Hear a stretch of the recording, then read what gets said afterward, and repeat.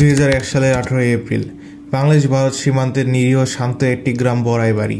এই গ্রামের নামটি হয়তো খুব কম মানুষই শুনেছেন, কিন্তু সেই দিন এক অসম যুদ্ধে এই নামটি ইতিহাসের পাতায় স্থায়ী হয়ে যায়। আজকের গল্প সেই বড়াইবাড়ি যুদ্ধের, যেখানে বাংলাদেশের সীমান্তরক্ষী বাহিনী বিডিআরের মাত্র 30 জন সৈন্য ভারতের সীমান্তরক্ষী বাহিনী বিএসএফের শতাধিক সৈন্যের বিরুদ্ধে বুক চিতিয়ে দাঁড়িয়েছিলেন। আসুন প্রথমে ফিরে যাই সেই দিনটির ভোরে।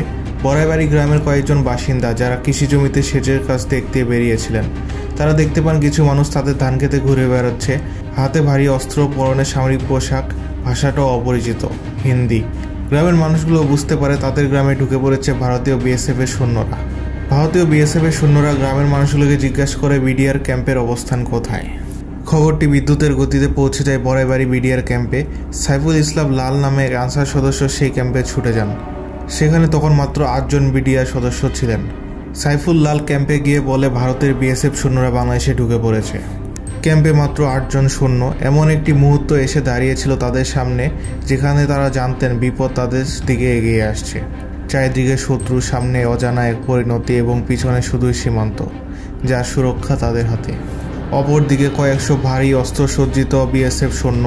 সংখ্যা দেখে সহজে বোঝা যায় যে বিডিআরের এই 8 জন যোদ্ধার পক্ষে এই লড়াই মোটেই সহজ হবে না। তাদের হাতে ছিল সীমিত কয়েকটি অস্ত্র, একটি রাইফেল, একটি এসএমজি, কিছু গোলাবারুদ। বিপুল শত্রুদের তুলনায় এই সামান্য অস্ত্রশস্ত্র যেন ছিল এক বিন্দু পানি, যা বিশাল সমুদ্রে মিশে যাওয়ার মতো।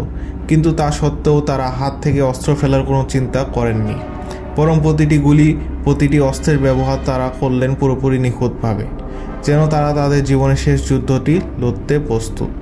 তারা জানতেন না কি হতে চলেছে, কোনো পূর্বাভাস, কোনো সঠিক পরিকল্পনা তাদের কাছে ছিল না। কেবলমাত্র সামনে শত্রু এবং পিছনে তাদের দেশ।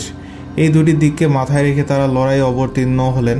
এর পরিণতি কী হতে পারে তারা জানতেন না। হয়তো তারা সবাই শহীদ হবেন, হয়তো তাদের পরাজয় হবে, কিন্তু তারা কেবলমাত্র একটা ব্যাপারে নিশ্চিত ছিলেন, এই মাটিতে 1 ইঞ্চি জায়গাও শত্রুর হাতে পড়তে দেবেন না। ভোর 5টা বাজে। বড়াইবাড়ির আকাশ তখনও অন্ধকারে ঢেকে আছে। হঠাৎ শুরু হয় তীব্র গোলাগুলি। বিএসএফের সৈন্যরা চারপাশ থেকে আক্রমণ চালাতে থাকে। বিডিআরের সৈন্যরা তাদের ক্যাম্প থেকে প্রতিরোধ শুরু করে। তখনও তারা জানতেন না এই লড়াই কতটা কঠিন হতে চলেছে। বড়াইবাড়ি গ্রাম জুড়ে গোলাগুলির আওয়াজ, মানুষজন ঘরবাড়ি ছেড়ে পালিয়ে যাচ্ছে। গ্রামের মাটিতে তখন শুধু গোলাগুলি, রক্ত আর সাহসের গল্প লেখা হচ্ছিল। কয়েক ঘন্টা ধরে চলা এই লড়াইয়ে গ্রামবাসী পালিয়ে গেলেও পরে ফিরে আসে। কিন্তু যুদ্ধ তখন মাত্র শুরু হয়েছে। সকাল 10টার দিকে আশেপাশে 2টি বিডিআর ক্যাম্প থেকে আরো 20 জন সৈন্য বড়াইবাড়িতে এসে পৌঁছায়। তারা গ্রামের বিভিন্ন জায়গায় ছড়িয়ে পড়ে। প্রতিরোধ আরো শক্তিশালী হয়। তখনও গ্রামের মানুষ আতঙ্কিত ছিল, কিন্তু বিডিআরের এই সাহসী লড়াই তাদের মনে সাহস যোগায়। এই লড়াই চলে সারাদিন ধরে, সকাল থেকে রাত, রাত থেকে পরের দিন সকাল। 19 এপ্রিল পর্যন্ত চলতে থাকে থেমে থেমে গোলাগুলি। অবশেষে সেই রক্তাক্ত যুদ্ধের শেষে বড়াইবাড়ি গ্রামের মাটিতে পড়ে থাকে 16 জন বিএসএফ সৈন্যের মৃতদেহ। বড়াইবাড়ির মানুষ তখনও বুঝতে পারছিল না তারা কিভাবে এত বড় একটি যুদ্ধের অংশ হয়ে যায়। এটি ছিল একটি অসম যুদ্ধ, যেখানে ছোট্ট একটি গ্রাম, তার সাহসী মানুষ আর কয়েকজন সীমান্ত রক্ষী একসাথে দাঁড়িয়েছিল শত শত সৈন্যের বিরুদ্ধে। এখন প্রশ্ন থেকে যায়, কেন ভারতের বিএসএফ বড়াইবাড়ি আক্রমণ করেছিল?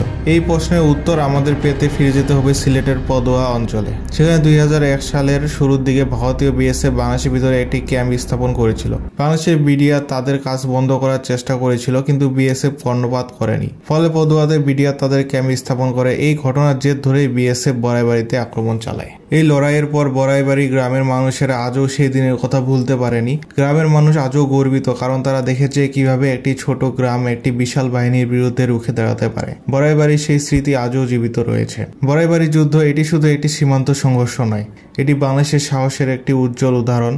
এক ছোট গ্রাম, এক বিশাল যুদ্ধ আর এক ইতিহাস। বড়াইবাড়ি আজও সাক্ষী দেয় কিভাবে বাংলাদেশ তার স্বাধীনতা ও সম্মান রক্ষায় সবসময় প্রস্তুত ছিল, আছে এবং থাকবে। এই ছিল আমাদের আজকের ভিডিও। যদি ভিডিওটি ভালো লেগে থাকে তবে লাইক, কমেন্ট, শেয়ার এবং সাবস্ক্রাইব করে আমাদের সাথে থাকবেন।